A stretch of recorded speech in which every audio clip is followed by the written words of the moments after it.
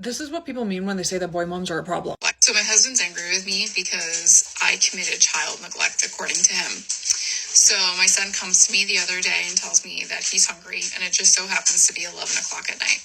I give him a list of options. I can make you pancakes, I can make you French toast, I can make you a turkey and cheese sandwich, I can make you waffles, like quick things. He didn't want any of them. So I tell him, okay, well, if you don't want any of those options, then whatever is in the fridge or the pantry, it's all yours. You're on your own.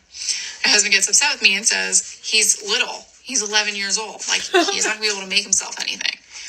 We have oatmeal. We have tons of things that he could just readily make himself if he wanted. My husband expected the reaction of me jolting out of bed at 11 o'clock at night. Problem one, you married a man who thinks that all of that is your responsibility. He is also a parent. He's not the substitute parent. He's not a babysitter. He just as easily could have gotten off of his butt and made his son some food. 11 years old is not little.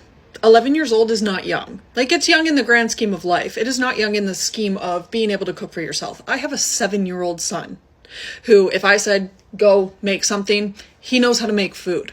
He knows how to make hamburgers. He knows how to use a microwave if he needs to heat something up that's in the fridge. You teach incompetence by having a household where you have traditional gender roles. And then having your husband refer to that as child neglect. And it actually gets worse. He all told me to stop babying my son. He went and downloaded Uber Eats behind my back. He paid for it with his Apple Pay, which is conveniently connected to my credit card like a parasite. He placed his order. He sends a message to the Uber driver saying, please don't ring the doorbell. Knock. My parents are sleeping.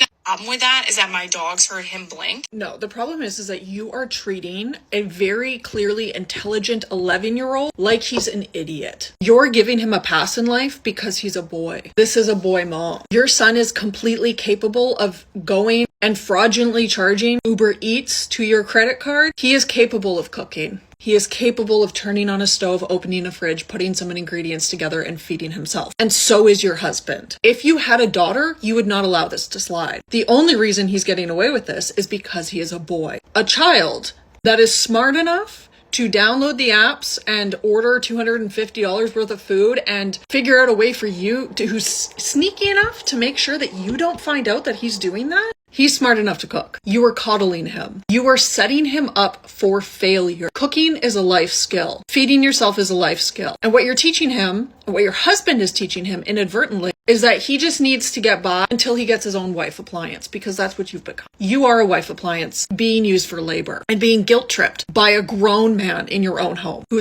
should be perfectly capable himself of cooking.